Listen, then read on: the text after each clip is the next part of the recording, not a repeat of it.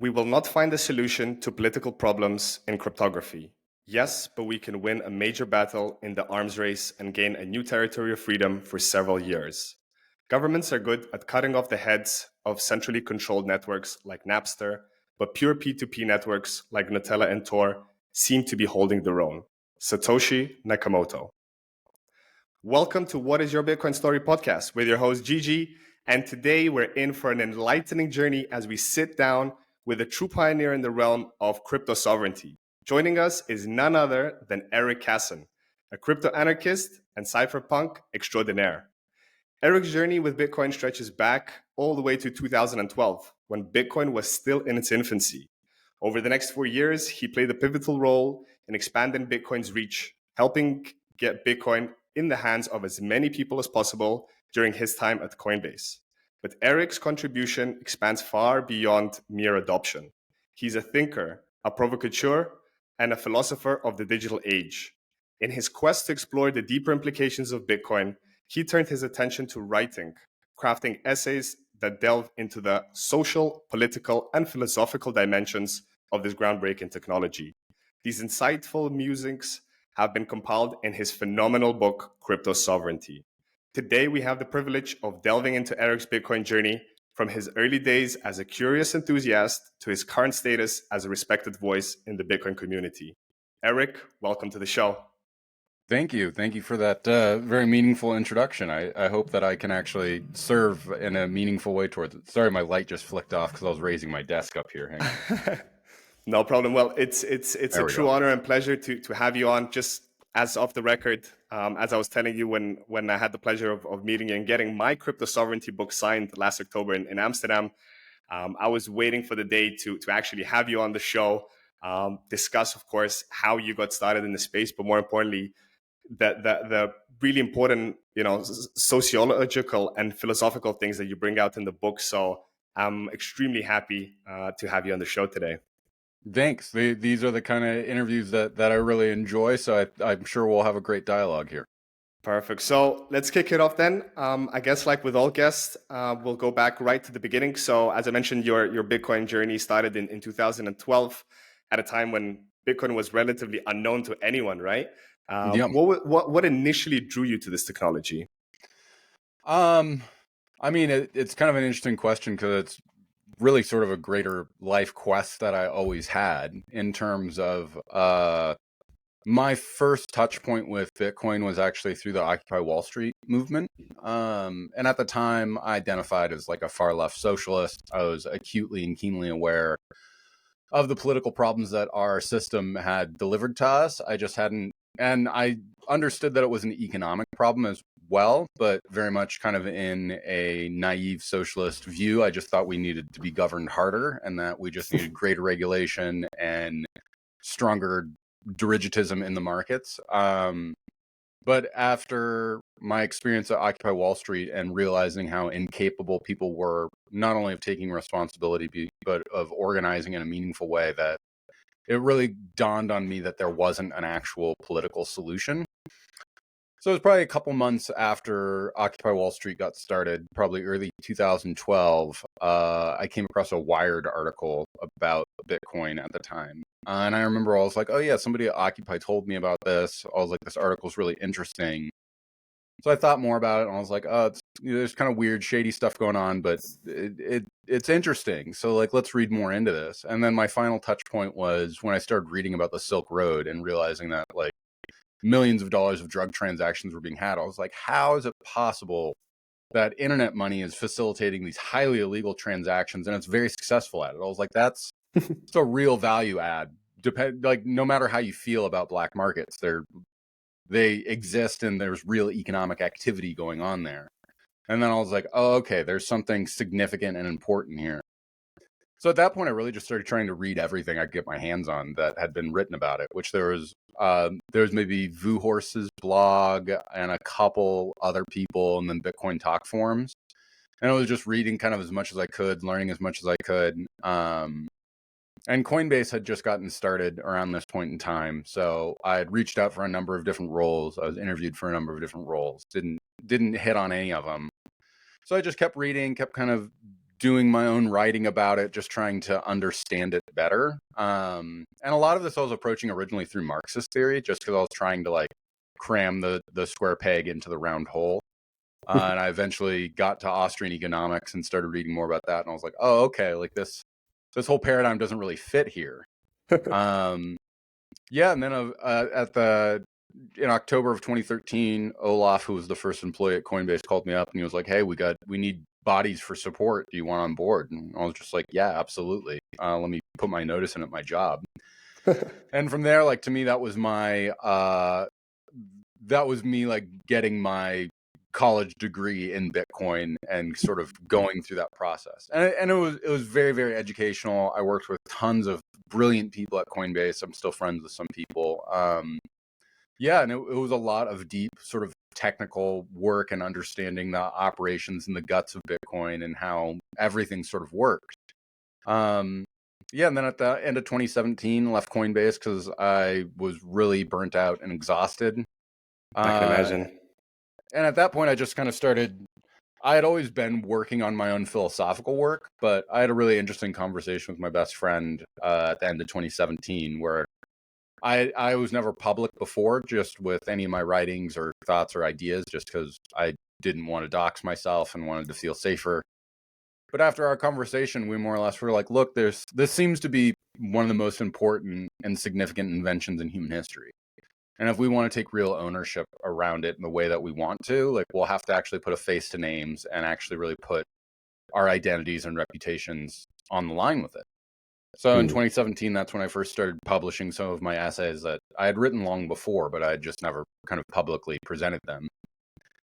And then through that process, I started publishing more and more just based on different dialogues that were coming up. And then let's see, in late 2020, I joined Unchained Capital because I love their product, but they're building a really great team, helped scale them up, was there for, I think, 9 months or so.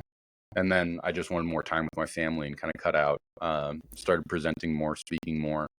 And at this point, I had enough essays to where I was like, let's just cram all this together into a book and see what happens. And that kind of brings us to the current time. Amazing. Well, I like you ran through it really fast, but it was nicely kind of laid out the different paths that you've been through. As you said, kind of joining Coinbase was you officially leaving the old world and stepping into the new one and your next chapter of life. And who knows what's going to happen in the next 5-10 years. It's incredible. And I mean, just if we zoom out and look at the macro of what Bitcoin's achieved in 15 years is fascinating. And who knows what the next 15 years will bring in. And well, and like you pointed out in the beginning that, like to me, Bitcoin is now a teenager and like it's starting to go into adulthood shortly. And so like those next 15 years, that will be like its young adulthood. And those first most significant times, like I think we're ready for something very extreme and powerful because, as I said in the beginning, like my entire journey into Bitcoin has always been about a much larger philosophical problem, and it's really the problem of like what is this place about? Like, is it actually? Well, is it this kind of typical everyday bullshit thing we're told of that, like get a job, make money, take care of yourself. You exist in this world. You're an individual. It's about you. Take care of yourself, and that should be just enough. Or is there actually like a larger and higher purpose to this world? Like, is there something beyond just making money? Like, is nihilism actually the substrate of reality in the world? Or is there something more significant going on? And up until I encountered Bitcoin, for me, it was, like this is just how the world works. People are corrupt. People want money. We need to chase that money down. This is how the rat race. Yeah, this is how the system works.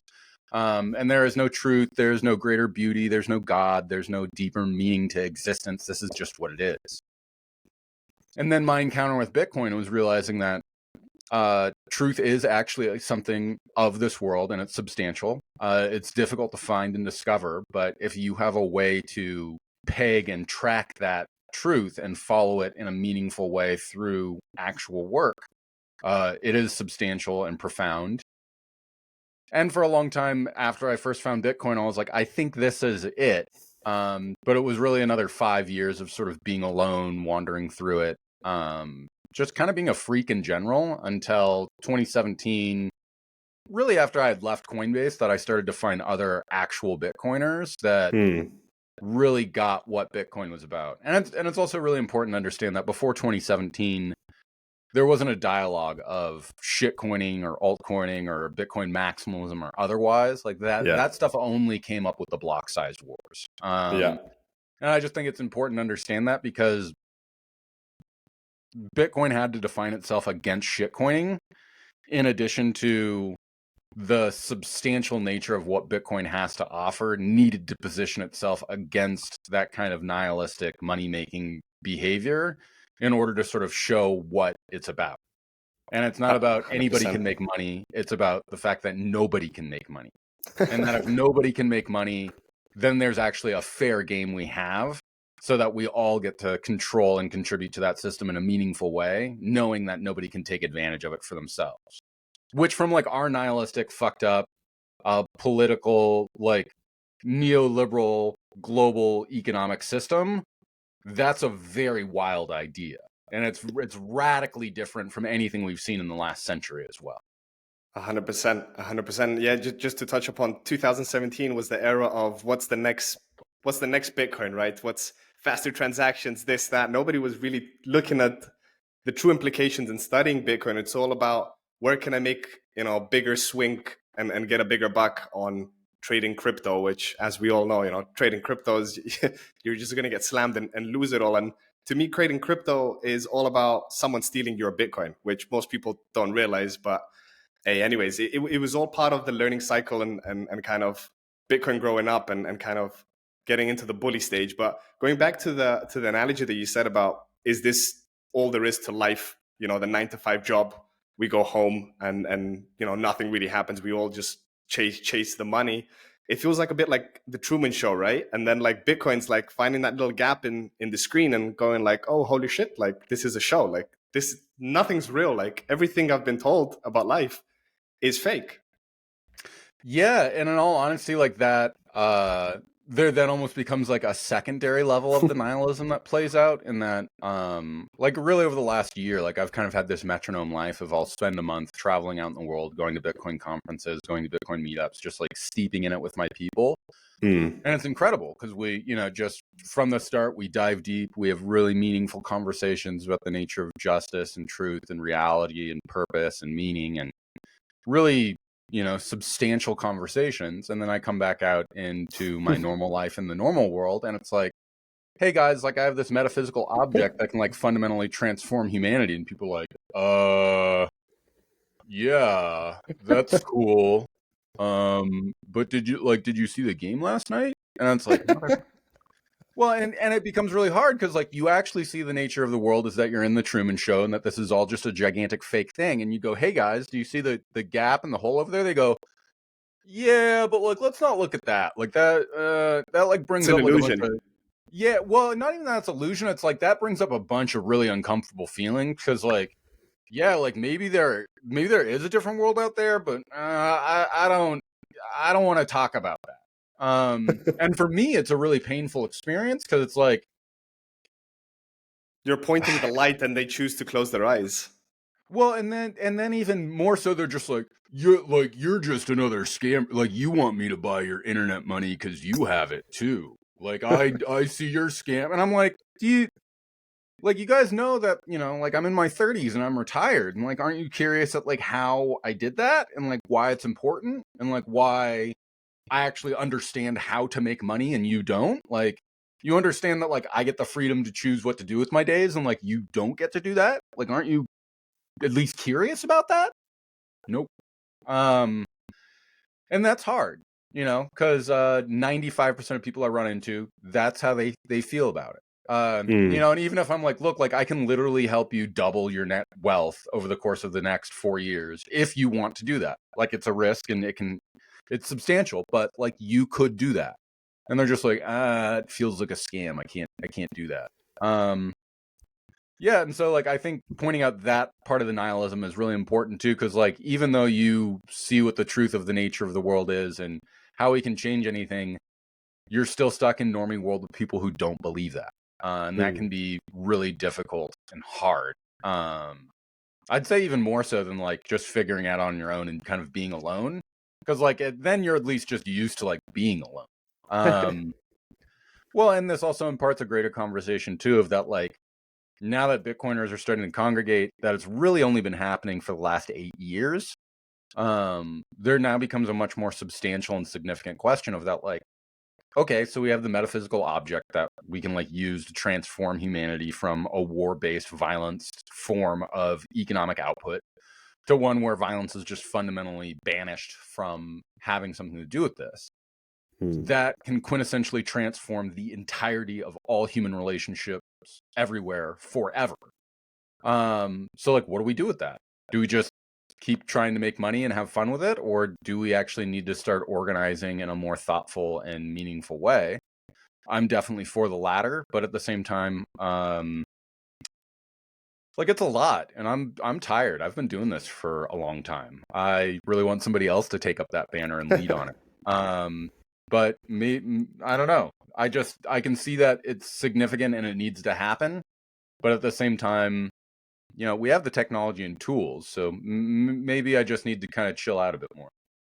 Yeah, well, I think, like with all things, it takes time, as the saying goes. Rome was not built in a week, right? Like, it takes time for things to progress and for people to come to the realization. But now, as just recently, like 10 days ago, as we entered the fifth epoch of Bitcoin, I truly believe we're in this kind of stage of we fight them stage, where now it's like truly important to bring up and stand for the rights that we have. And that fight's not going to be fought with bullets and nuclear weapons as the greatest powers won, but it's only through a peaceful revolution of just opting out, just suffocating the fiat system and just trying to convert to the Bitcoin standard, which I would hope would come sooner. It's probably going to take much longer, but I think at some point, the scales will tip over. But I think on this topic, maybe we can dive into the "how do we burn down the system" quote, which you actually tweeted a few weeks ago, and I commented to get you in the show to talk about it. So,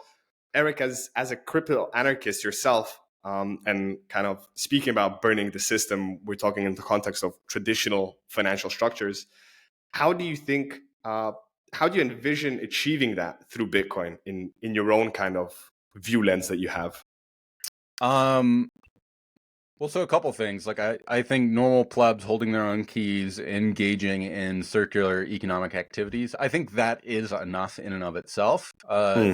It's mostly about getting to a critical nexus around that number of usage. And now that we're in the I fight you phase, there is a very real and open-ended question of whether or not we can get enough people on board to do that and to change it. In a more radical sense, like what I see is sort of a hybrid model of using both Bitcoin and with Bitcoin specifically, not only Lightning channels, but federations, and using a model of no star to essentially start building out these local circular economies for people to exchange, foods, services, goods, those sort of things with each other. And furthermore, like, I actually think we need a more radical political contingency of Bitcoiners that essentially, how do I say it? It's almost like a vanguardist class in that, like, if you and I both belong to the vanguard, I should be able to ask you to sign with your private keys on a number of different things, sort of proving that you know and understand how to use multi-sig, how to open Lightning channels, to do a whole series of things so that we know that you can go out and educate others and help onboard them and help them utilize the system and offer support. And I think that's sort of how it gets built out. I think we're in the very early stages of seeing stuff like that. And there's also going to be a plethora of other cryptographically sovereign tools that we'll need, such as private LLMs that, we utilize to parse information for ourselves.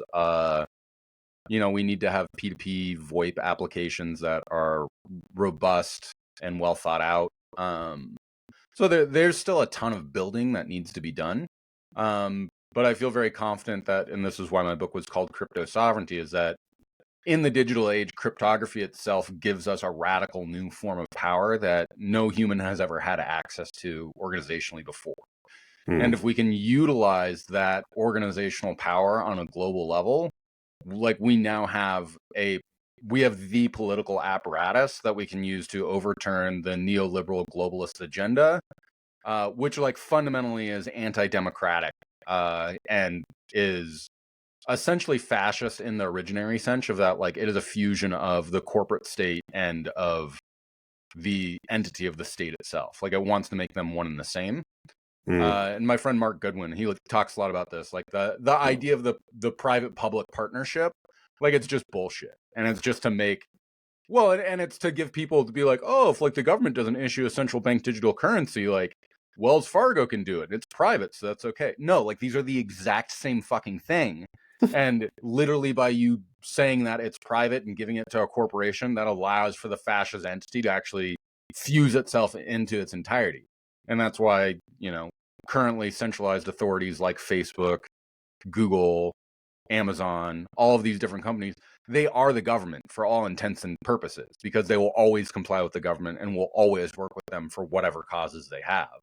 And it's really important to understand that unless we develop actual robust, decentralized, peer-to-peer, fully self-sovereign tools, none of this works. And that's why I'm always really big on shitting on the idea of leaving your Bitcoin on an exchange, because like that not only is it useless, but it's fundamentally detrimental to what Bitcoin represents and how it's supposed to empower people. Like you've just made banking with extra steps. That's all.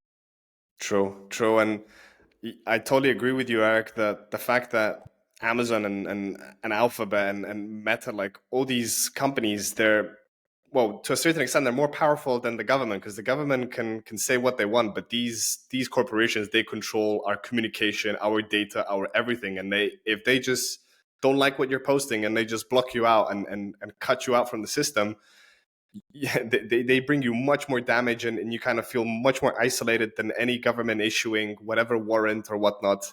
So it's crazy, and it's crazy that we are in the year of 2024, and people have been talking about this for over a decade, and people are still kind of sleeping sheep. They're kind of like, oh, it's fantastic, it's free, not knowing that it's free because you're the product, and they just engage in it all day, every day. Yeah, and I mean, it's as alarming as it is, it was nice to see that COVID shocked a fair number of people awake. Definitely lulled a lot more to sleep. But now that people are waking up, they're realizing how essential and important those tools are. And it's just in the nick of time, because specifically with private LLMs, like we're already watching a full modification of the web happen in front of us.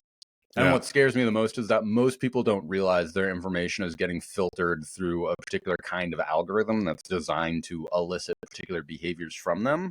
So like they're already captured and in the middle of it, and it's going to get a lot worse and much more extreme. And so it's really important that people are thoughtful and poignant about how they approach and deal with this issue moving forward. And I think the honest truth is that 98% of people are going to get captured by this thing, and it sucks, and it's going to be really hurtful universally. But I've always maintained, like, I don't give a fuck about the masses. Like I care, like my job isn't to wake the sheep up. They'll always be sheep, and that's what they do. My job is to wake up the lions amongst the sheep, to have them remember who they are so that they'll stand up and fight back. And so like I actually think we're going to go into full digital panopticon hell. I think that we'll see rogue government surveillance everywhere. And I think using robust, perfect forward secrecy encryption techniques and really falling back onto anons and pseudo-anons to do the bulk of the work is what we have to ask.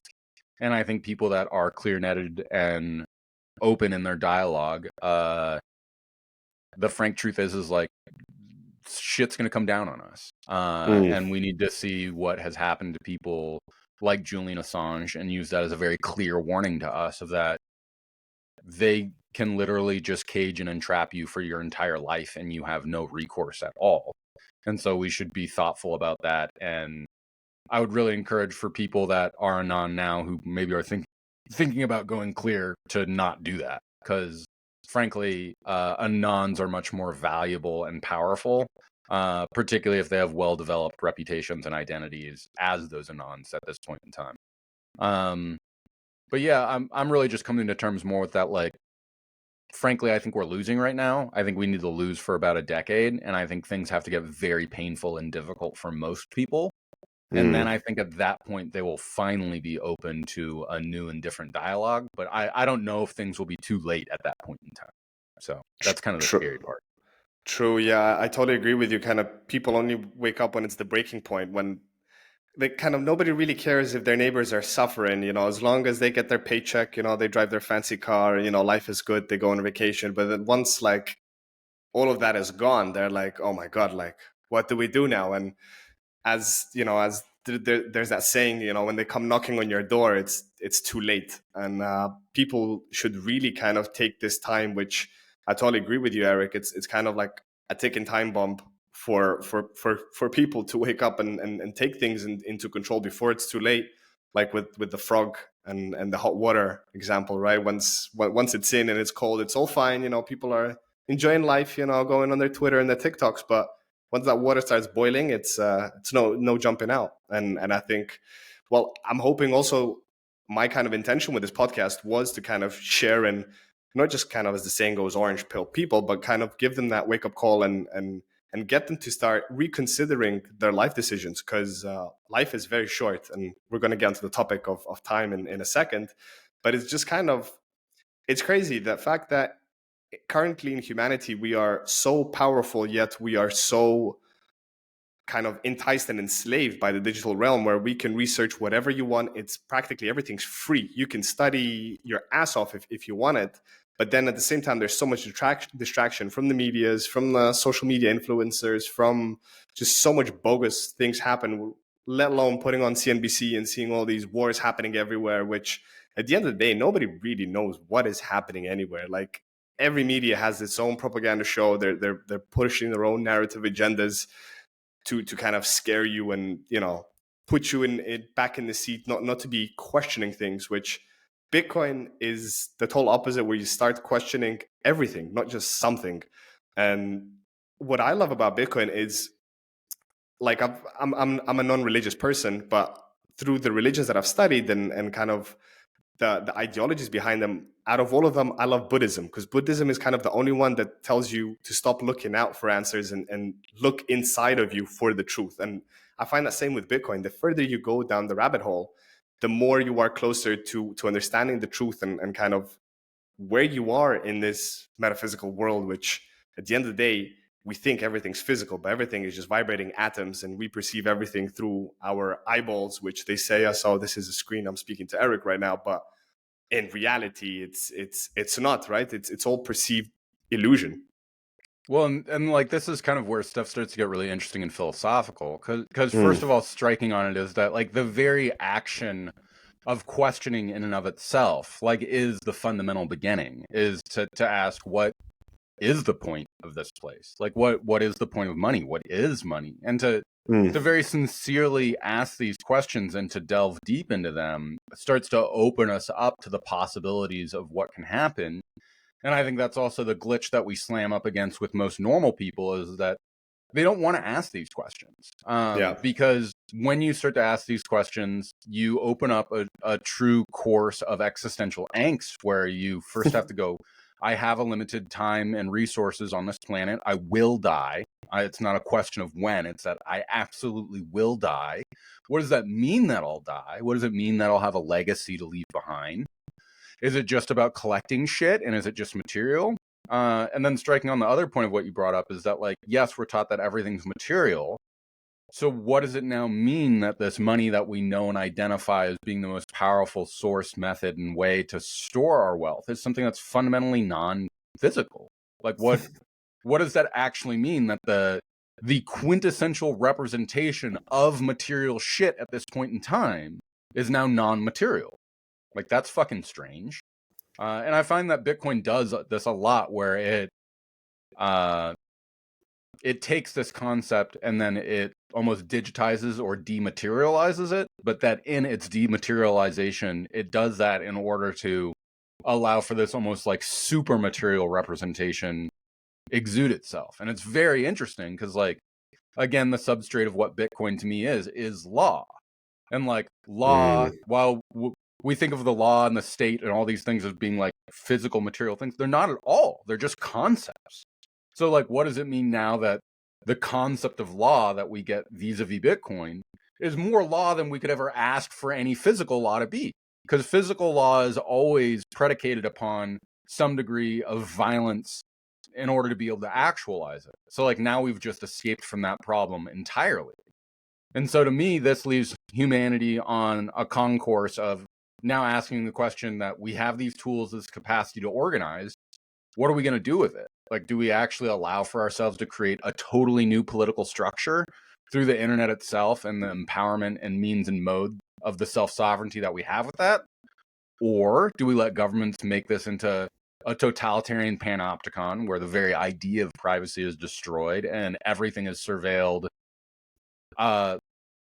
like to the greatest apex that there's ever been, specifically to create a mode of thought to where the very idea of privacy itself is almost eviscerated. And to me, that's a very dangerous and scary world because like there's no longer anything that's individual about anyone. We're all just homogenized.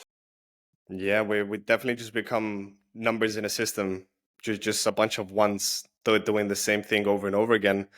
And yeah, it's crazy. Like it's essentially been happening. China's kind of the front leader of this kind of reality, and I find it very funny and actually saddening when people say in the Western world, like, oh, it's crazy what's happening to China. Like that would never happen in my country. And my response is, are you sure about that? Like, who told you that's never going to happen in your country? And it's like, no.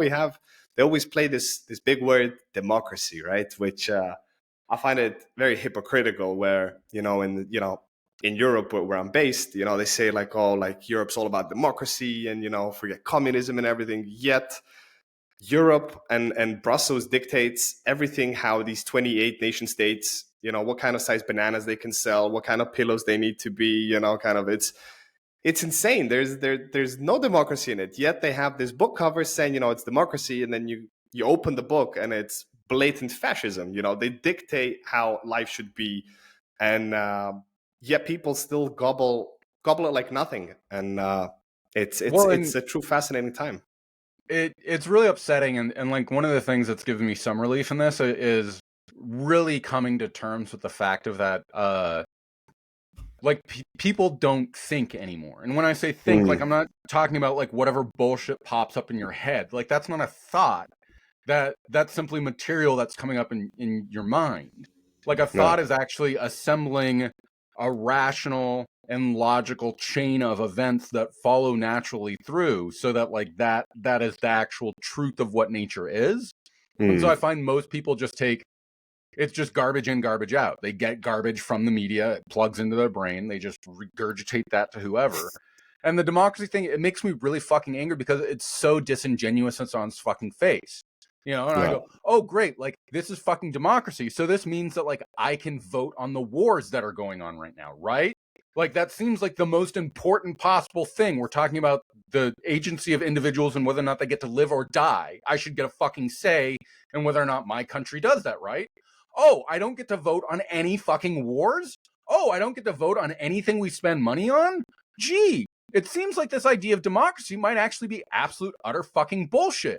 But you know what is actually democratic? Is how much hashing power I put into this fucking new network that represents all monetary units everywhere. You know who can participate in it? Everyone. Actually, every single fucking human being on the planet could own their own fucking private key in the most radical form of democracy at all. So if you want to tell me about how Bitcoin is a fascist tool used to empower the far right, I'd really like to hear fucking more about it from you, Mr. Democracy. Sorry, it's very upsetting for me, and I get very impassioned about it because, like, this isn't hard for us to actually think about. And I feel like most people are absolutely disingenuous with most of their dialogue, which I want to honor in that, like, I get it. You're fucking afraid. I get it. And it's terrifying. It's truly fucking terrifying to epic proportions to where we don't even want to talk about it as being real. Because the truth is that you're probably actually a slave. You're a slave that has to do 40 hours a week doing shit that you don't want to do to get money that is constantly evaporating in its purchasing power, and you're captured on a treadmill where if you say anything fucking wrong that could compromise that or make you seem like a quote-unquote dangerous person, you risk your very livelihood. So I think the fact is that most people can't even speak to the truth of what's going on. And that truth is that we actually live in a global, totalitarian, fascist network of nation states that work together for the death and oppression of their own individual people in order to enrich and empower the political and corporate class. That's the sad and terrifying truth. Now we can actually do something about it because we have Bitcoin and cryptography and the internet, but we have to build it, and we have to ask ourselves to be sincere in the actual dialogue that we're having about it.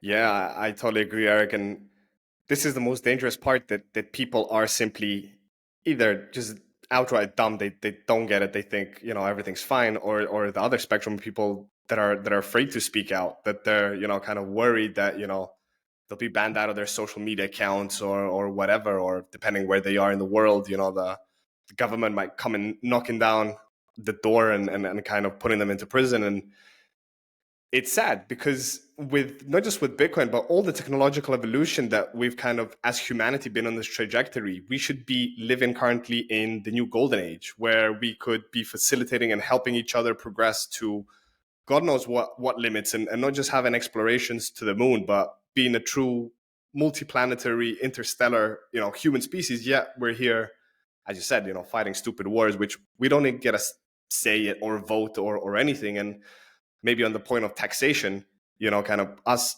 working these 48-hour jobs. I mean, us, I'm speaking as the average human Samaritan, and then kind of paying these exuberant taxes, which in some countries it's 50%. So half of your money, which, as you said, Eric, it's evaporating, it's melting away by all this money printing that's happening, that once again, we have no vote in it, like we rely on the central bank to come up with their inflation targets, and then we're waiting like puppets waiting for the monthly numbers to come out. Is it hit? Is it less? Is it more? And that's also a bunch of bogus stuff and all this CPI crap, which nobody gets to choose what goes into the CPI basket of goods, and they're just running the show, where you are basically left to kind of just abide by a system that once again has this democracy swing on it, and say that you have a right to anything, but actually you have a right to hardly anything, which is insane. Well, and like that's the real secret. Is like, you don't have a right to shit.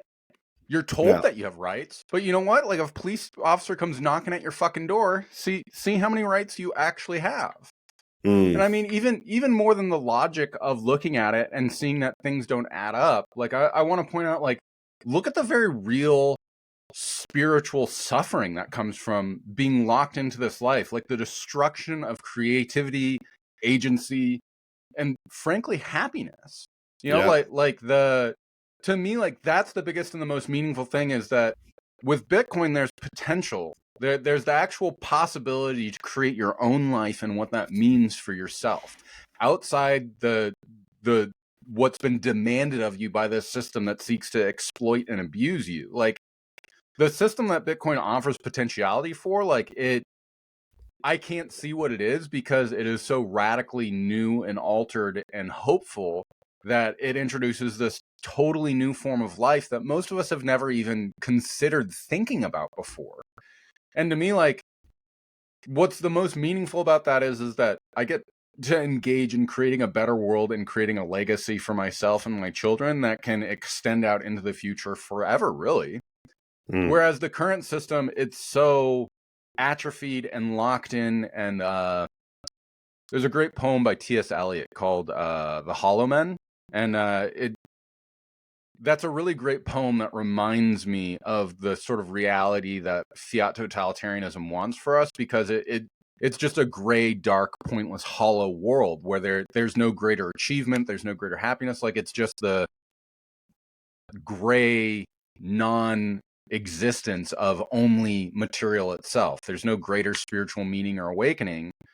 Whereas this return to what the truth is and what it radically means, and what that means when we abide and submit ourselves to the truth, that opens humanity up to this radical new concourse of what the promise of acquiring wealth and keeping that for yourself means, not in a greedy way, but as a greater degree for the whole of humanity. And I think one of the most interesting ones that I've seen happen to Bitcoiners over the last 10 years is that when they finally achieve the amount of money that allows for them to leave their job, it's usually not just to like fuck off and do nothing. It's usually to go build something greater and more creative that serves humanity on a whole much better. And this seems to be the sort of virtuous cycle that Bitcoin goes through, is that giving people the ability to hold their own wealth and not have that be inflated away allows for them to ask for the most of themselves, to be their biggest and the most creative, and to contribute to humanity in the highest way that they can, as opposed to whatever was demanded of them before. And I just think it's really important that we recognize that there are these two distinct paths. And frankly, like, one is fucking evil for the lack of truth and the darkness it represents and the way that it doesn't want any individual agency. It just wants to make sure that you stay in your hole, that you eat your sludge, and that you're a good little citizen. And the other is this radical potentiality of what does it mean if you're truly free, that you're not subject to caring about what other people think of you, that you can openly say whatever you need to, and that nobody gets to steal your money or wealth or home from you just because you said something wrong. And I think that there's a very, very different and powerful and radical and meaningful world that gets produced from that. But it's only if we have the courage to ask of ourselves to rise up to that task and to work and organize and interact with others in that way. And it's a lifelong task, and it's going to be difficult, and it's going to take a while. And it never finishes. It's like a circle. It's ongoing forever. There is no, usual career. You start here, you work your way up the ladder, and then you come to the pinnacle, and that's it. You've won the game. It's an ongoing process. And I think also in the fact that, if I may just share kind of my thoughts on kind of what life should be, it should revolve around three things which are not existent in this current system that we have. The first one is definitely love. I think as humans, we are here to love each other and care about each other, which the fiat system does not care about. It actually demolishes. That's why we have so many wars, because if love would be important, we wouldn't be bombing, countries for democracy. Second one is just prosperity and self-fulfillment, doing something that you truly, as you said, Eric, the people that are lucky enough to be in Bitcoin for long enough to leave their grim and boring and just sad jobs and work on things that are truly meaningful to them. And they wake up every morning not with a burden of, oh my God, I need to go into my car, go through the traffic, go deal with people that I don't want to deal with, to do solutions for people that I don't even like. And those solutions in most cases are probably pointless in the general scheme of things. And the third one is progression, like progressing as a human being and trying to progress humanity to be in a better place. And those three things are not existent and demotivated in the current system. And Bitcoin's the opposite, where if you fully entice yourself in the Bitcoin mindset, you get to fulfill all those three things. Love, as you said, Eric, and I share the same thing. I don't go to that many, but 1-2 Bitcoin only events, it feels like a timeless time. You get to intersect and kind of, you're in the same frequency. Everybody tunes in. Like a Bitcoin only events, it's like, I see it as we're all a radio and we all tune into the same FM 21.0, and conversation just goes fluidly. There's no preconceptions, there's no religious views, there's no political talk. It's just pure talking about what's happening and what are we going to do next. And I just want more people to experience that and live a true, meaningful and prosperous life, instead of the kind of sad and kind of deprived potential which so many amazing people, they could be musicians, they could be artists that are currently construction workers or coffee baristas. Not that I'm talking down these jobs, but they got to do that to pay the bills, and they don't see a way out. And I mean, it's it's tough. Well, and it's interesting that you started with love and care, because to me, what Bitcoin represents on a protocol level is fundamentally the greatest self-care and love that we can express as strangers to each other. In the same way that historically strangers who are of the same religion met with each other, is that I go, hey, there's this protocol I have that I can actually prove to you through a proof of work that I actually love you enough that I want you to use a money that I can't physically extract from you in any way, shape, or form, and that violence can't participate in the general global economy that you and I both want to participate in. And by you choosing to accept Bitcoin and do that, like, we've now laid down a substrate of what we could call as like the most generalized form of societal law, or nomos, that we agree to. because it's about the shared custom of that.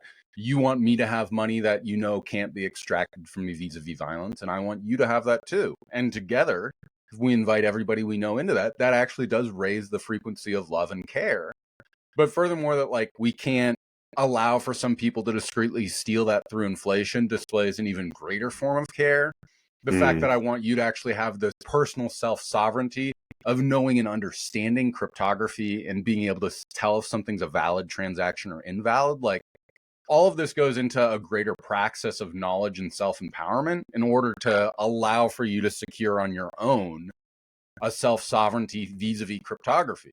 And I think in the digital age with the internet, that's going to be the only way that we can actually exude that sort of love on a global scale. And like we have all of it. It's just about actually educating one another and engaging in that meaningful way.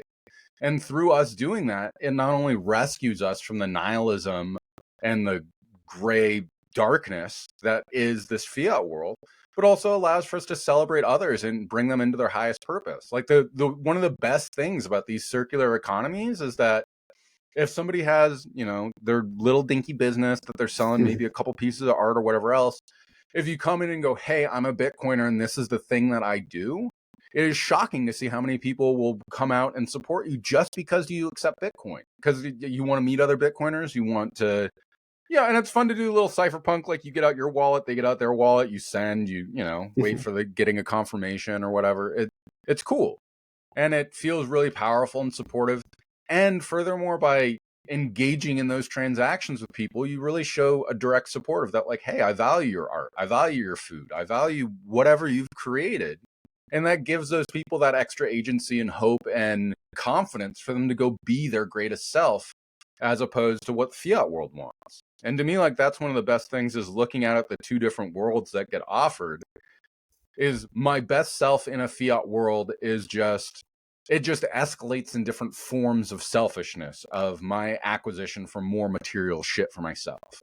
Whereas my highest sense of being and purpose through a Bitcoin world, it's actually making the world a better place because everybody's becoming more empowered. Everybody's getting greater agency. Everyone's developing more sovereignty that allows for them to transform in more meaningful and powerful ways. And it's just, it's really amazing to think of all of the different people I've met through Bitcoin over the courses of the last decade, and how many of those people at some point in time was like, wow, like I finally have enough money to go do the thing that I want to do. And they go off and work on all their own projects, whether they're successful or not.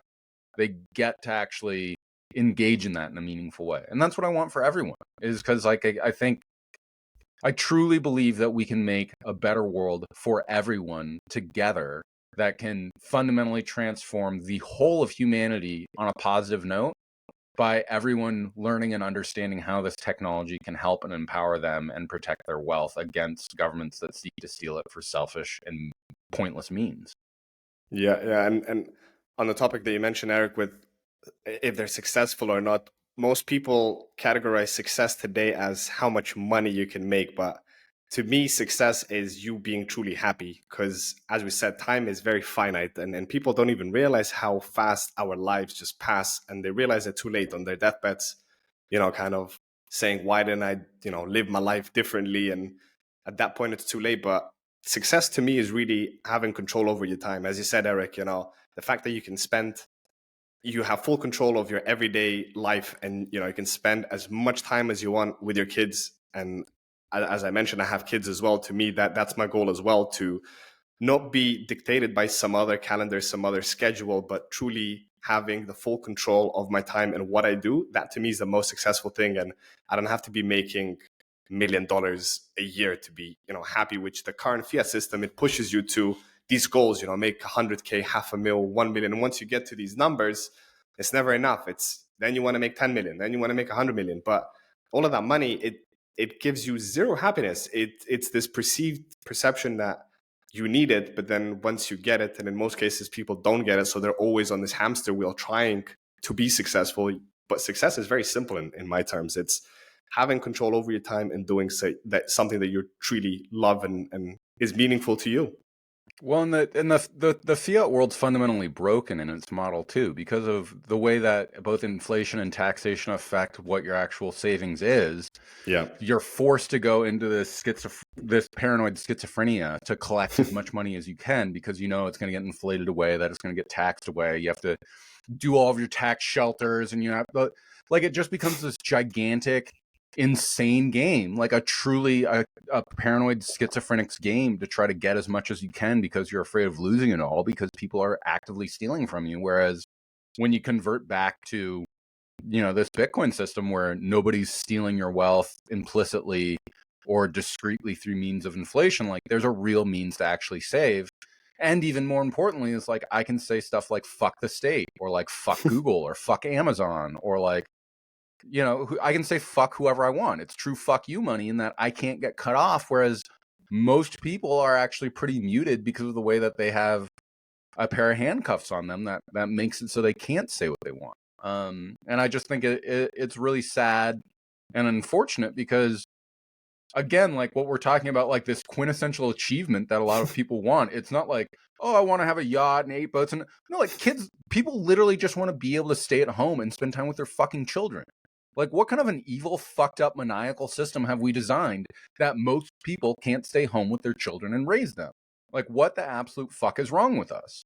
So I really hope that we're going to be returning to a world where people can actually hold on to their wealth in a more meaningful way, not so that they can be ultra rich, but just so they can spend time with their kids. Like that's part of the really disastrous affect that this system has had, is that now that we need to have two parents working in order to support their kids, nobody gets to actually stay at home and take care of the kids, which now means we have an even more fucked up future.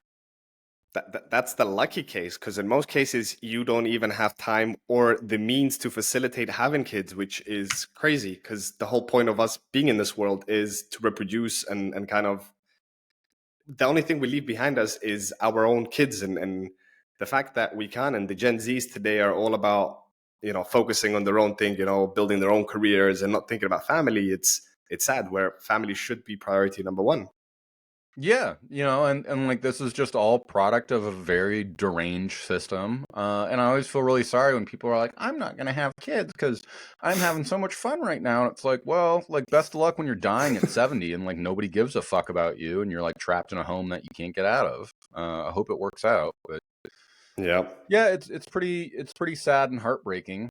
And I mean, it's interesting because with Bitcoin, like, we've already won. It's just a matter of how fast we actually change the system. And so, like, I'm at this point of like, I sort of feel like right now we're going to go through a down cycle where, like, a bunch of people need to get on central bank digital currencies and get cut off because they try to buy too much gasoline or meat or whatever. And like, they essentially need to find themselves facing a situation where, like, oh, I'm totally fucked and I have no meaningful way to actually resist this, in order to feel a substantial change, and it's scary and it's sad. And I do have my hesitations about how it plays out in the Bitcoin ecosystem on a whole, because, like, Executive Order 6102 that seized gold in the United States was quite successful. So, like, I don't see why it wouldn't be as successful on a Bitcoin standard.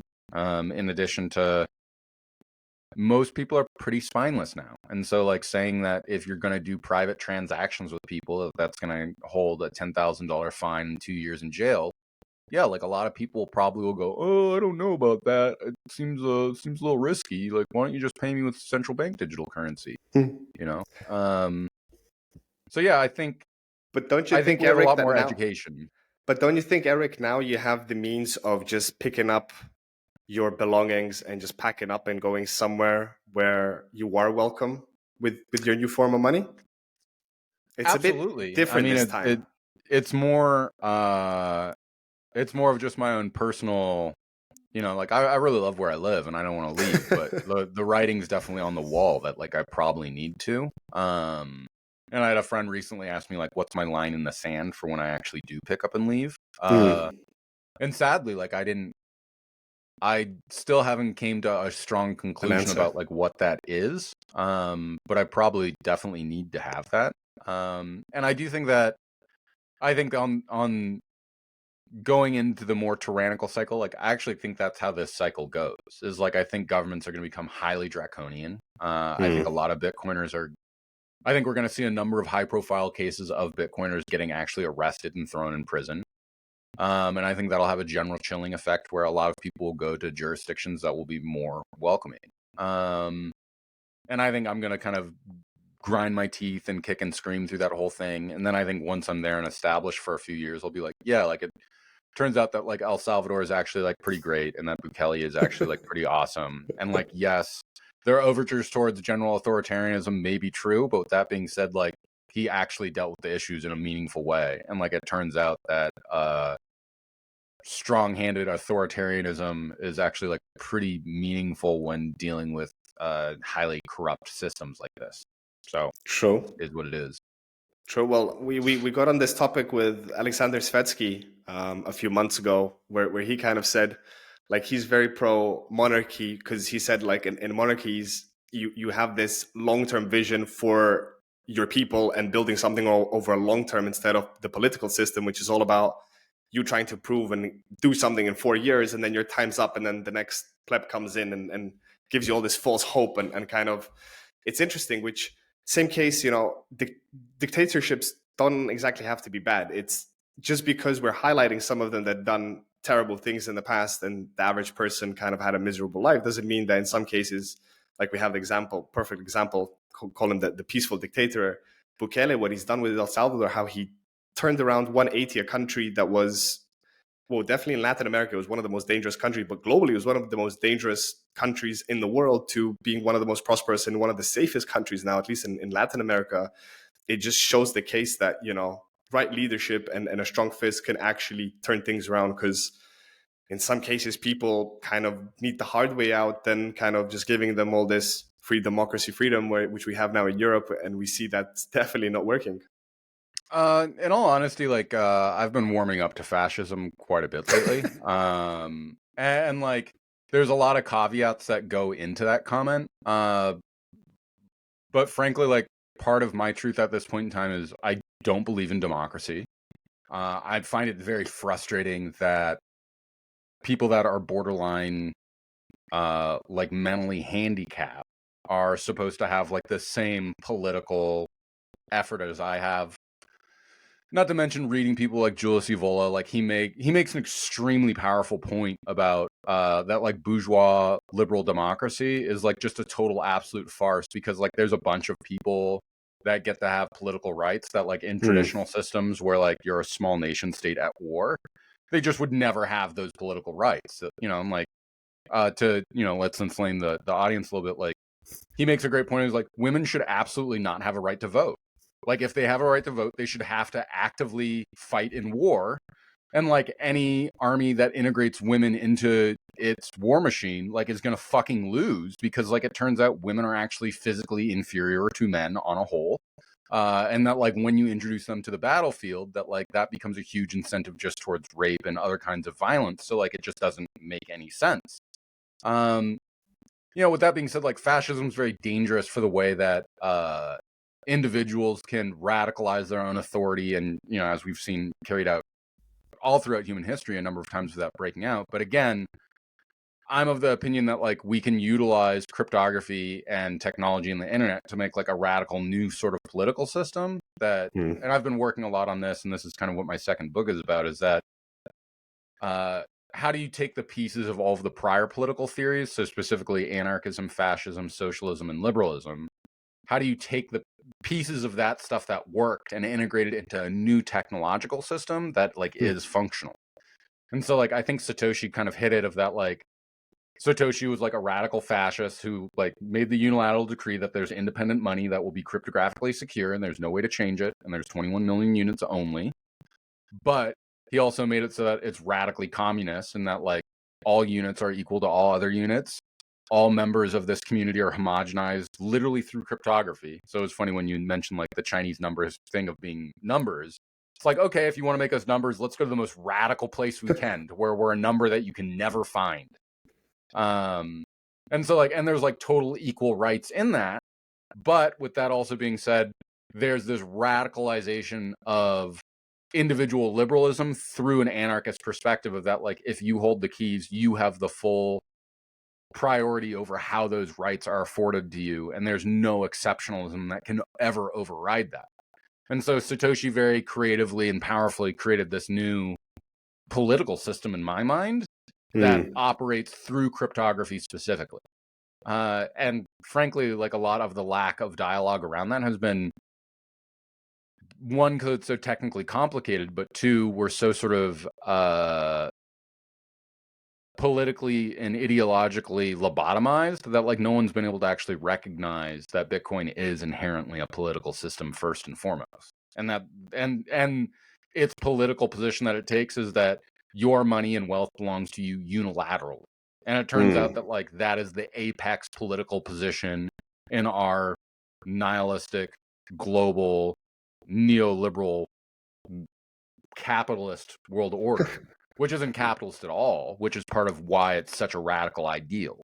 And this is what a lot of my second book is talking about, is, like, first I essentially go through the history of the etymological and philological origins of the words fascism, socialism, Marxism, scientific social, and because, like, this all has to get unbagged, really describe what its position originally was, how it got manipulated and changed.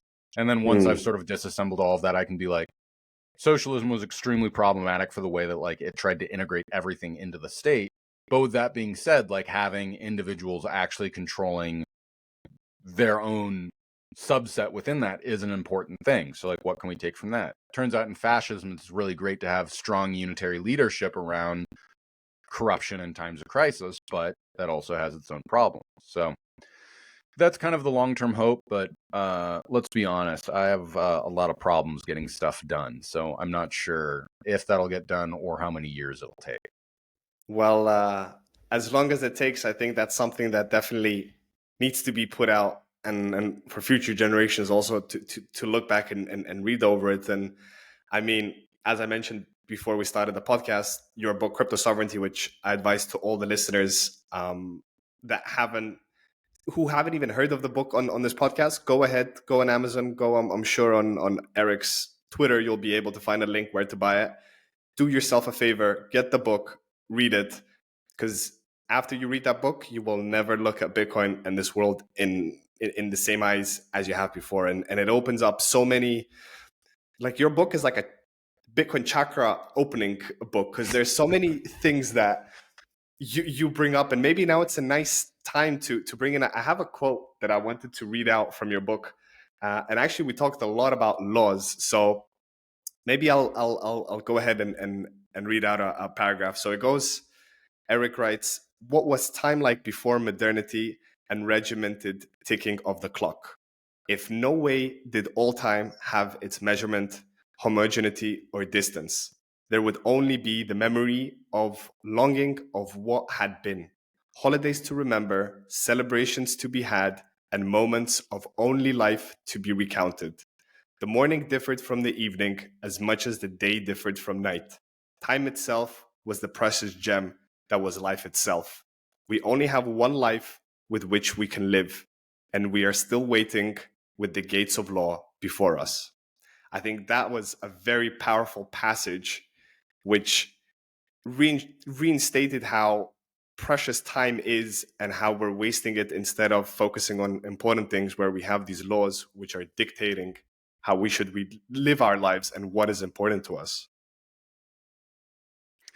Yeah, I mean, the real highlight is to sort of see how this form of thought about the homogeneity of time, the ticking of the clock, like, this is all, again, like, these are actual ideas, and like, they're non-existent things. And it's really important to understand that, like, before the mechanical clock itself, like, time was something fundamentally different from how it is today. And I think also the future that we move into with essentially, like, cryptographic time, vis-a-vis block time and other things, like, transforms it again in a new and different way that's very True. profound and substantial. And I think just having all of these sort of thoughts in front of us is very important for us to be able to sort of develop how we're going to approach the world in a different way. In the same way that, like, the development of industrialization vis-a-vis the clock and time and better management allowed for new things to happen. Like, we're going to have the same thing happen with Bitcoin in the way that that introduces this new sense of time too, and the way that we get to protect our own time as well, because there's now this new regimented form of time that is only secured through proof of work and nothing else.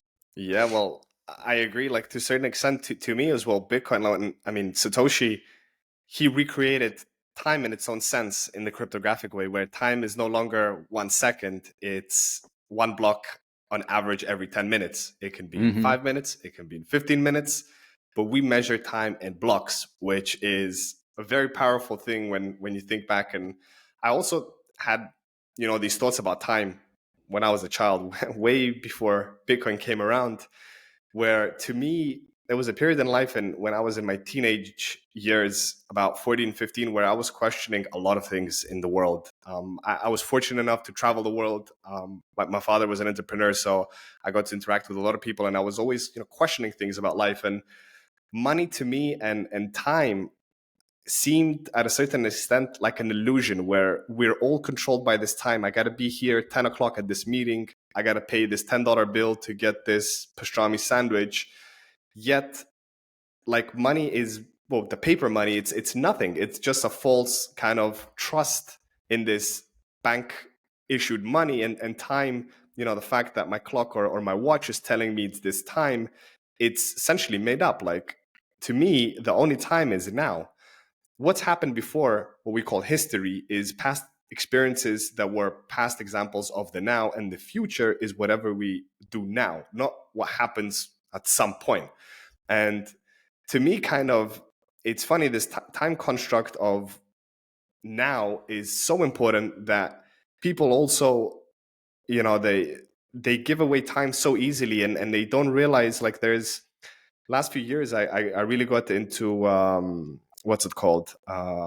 Into Stoic philosophy, and I read a lot of Marcus Aurelius and Socrates and all about this, kind of valuing every single moment and not seeing death or ignoring it as, like death, it'll come sometime, but like really focusing, remembering that death is coming. So enjoy the present moment. And people are really missing that. Like, you don't really see people walking through the park and stopping to go down and smell the flowers. Like, that's a movie scene nowadays, right? Like, nobody really does it, and everybody's constantly in a race and like always rushing. Oh, I'm running out of time, but like, you have all the time that you need. It's right in front of you. And Bitcoin, to me, kind of, it brings you back to this awareness of time, that there is only now, and this now is now measured in blocks. So, take care of the time of what you're doing in your time while you're here, because this average 60, 70, or 80 years, if you're lucky, is going to be done in a blink of an eye, and then you're essentially gone to a certain extent. I also believe when you die, you don't just die, that the movie doesn't finish. Your soul and your energy transforms somewhere else, but you just forget your past experiences. But yeah, maybe that's a topic for for another time. No, I'm about on par with you, and I'll probably need to wrap up the next 5 minutes because my daughter was dropped off farther No away, so I worries. gotta drive farther to pick her up. But yeah, well, and I think with that, the way that time is through Bitcoin, also it transforms it in a way of that, because seconds are no longer these homogeneous units that are static throughout moving into time, but that previous time is actually a bit more valuable than future time. It allows for an augmenting where we go, oh, if I like save money right now, it could actually be worth more later because of how this system of money functions. Whereas in the fiat system, you literally have to borrow from the future and leverage against that in hopes that it works out better for you. And it's a pretty demented system because, like, you literally must bet against the future in order to try to acquire the means in order to actualize things in the now, so that later on that is actually worth even more. And it's a fucked up system. I mean, Robert Breedlove's essay on the number zero and the relationship between time and money is pretty great. In addition to Gigi has a great essay on time. Both phenomenal essays, but like, to me, these are all the really deeper questions that are going on with Bitcoin that we actually have to contemplate in a more meaningful way. And that, like, I think that this is really sort of the secondary and more meaningful layer of Bitcoin, is like, once you get all the economic stuff and that it works, all of that, that's great and that's important. But like now what's the second question of that? Like, okay, if this actually is the new global monetary system, like how does that change how humans interact with each other? Like how do we actually organize in a new and different way against nation states? Like how do we actually stop this infinite war machine? And I think a lot of that will sort of naturally unfold as we start connecting more and more with each other. Because also the other great thing is that like Bitcoiners helped me become a bigger and greater person than I ever expected I could be or have done on my own, you know, and getting to see that version of myself through their eyes helps me become that person more so than I could ever do on my own. And I think as we sort of gather together, more and more people are going to have that similar experience. I agree. You couldn't have put it better. Erik, I don't want to take more of your time already. I'm very fortunate, as the talk went, no pun intended, time is the most precious thing we have. So I'm really thankful for taking the time to come on. It's been personally my dream come true. I was waiting for Erik Cason to come on the show, and we made it happen. I'd like to give you an open invitation. Whenever you would like to come on, sir, you are more than welcome. As we progress in this next epoch, and as we fight the most important fight in humanity, possibly, I would love to have you back and deep dive into other topics. There's so many things that we could have talked about, which we didn't have the time, but we need to keep something for the next future episode, right, Erik? We can't do everything in one go. We can't do a 3-hour show. Exactly. So we'll use this for our next time around. But it's been a great conversation. I love talking about these stuff. So thank you for having me on, Gigi. And yeah, we'll save more of the good stuff for the next round. We will do, and we will see each other in a few weeks' time, because I will also be in Prague for BTC Prague, so we can interact with fellow Bitcoiners. So I'm really looking forward to your talk, and yeah, reconnecting again. And I guess the last say, I would ask you, where can we send our listeners to follow you online? What is the best place to track you?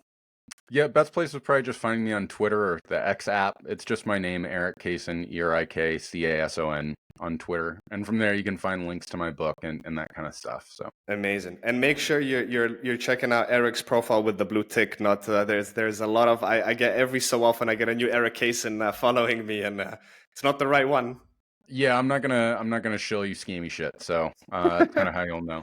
But thank you very much. Amazing. Take care, Erik. All the best. All the best of luck with the next book, and looking forward to seeing you soon. Looking forward to seeing you soon as well. Be well and take care, Gigi. Thank you. Take care, Erik. Bye.